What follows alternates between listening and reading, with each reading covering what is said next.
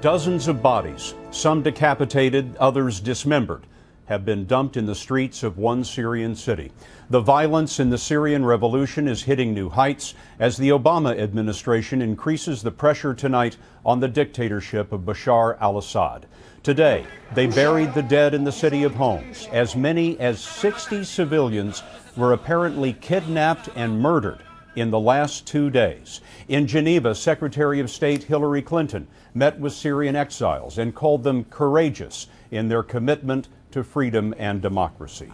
The uprising began last March, a revolt against the 40-year dictatorship of Bashar al-Assad and his father before him. Assad has tried to conceal his crackdown by banning independent reporting, but CBS News correspondent Clarissa Ward was able to slip into Syria. Tonight, she speaks to a growing army of rebels fighting for their freedom. It was not a long drive, but our guides were taking no chances. Checkpoints. Past a government checkpoint, the car twisted along dark back roads outside the capital city, Damascus. After a certain point, we were blindfolded to protect the location of the safe house where we would find members of the Free Syrian Army. They are former Syrian soldiers. They say they refused orders to fire on their own countrymen and so decided to take up arms against the Assad regime. The commander spoke off camera for his own security. He told us, "We are fighting those who have made our children orphans and our wives widows." He claimed that his men have carried out attacks on military targets around the capital, the heart of Assad's power base. No one knows just how large the Free Syrian Army is, but the number of defectors appears to be growing. In this video posted by the opposition, former Syrian soldiers pledged to defend the Syrian people against the Assad regime. Are you not scared that by turning this into an armed conflict, civilians may be hurt? We did not choose to go to war, the commander said. It was imposed upon us to protect our people and our honor.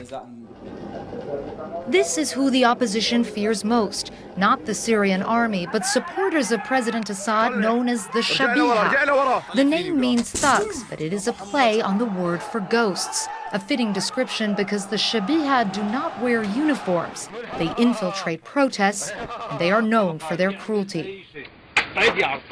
We were taken to the funeral of a 16-year-old boy who the opposition says was killed by Assad's forces. A man showed us a sign. "The Free Syrian Army represents and protects me," it read. In a smoky apartment, we found young activists debating late into the night about the role of the Free Syrian Army.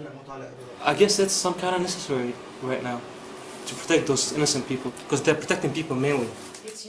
Back at the safe house, when asked what they were fighting for, one soldier pulled out a photograph of his son.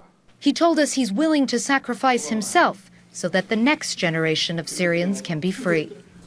Clarissa Ward joins us now. And Clarissa, I wonder, since the Assad government has such tight control over most of the country, how are those men getting those weapons we see? Well, the men I was with say that they actually brought their weapons with them when they defected, and they try to confiscate anything they can when they're launching those raids on the Syrian army. But they did acknowledge that there is a shortage of weapons, and we've seen one way they've tried to deal with that situation is by having weapons smuggled in from neighboring countries like Turkey and Lebanon. Clarissa, thanks very much.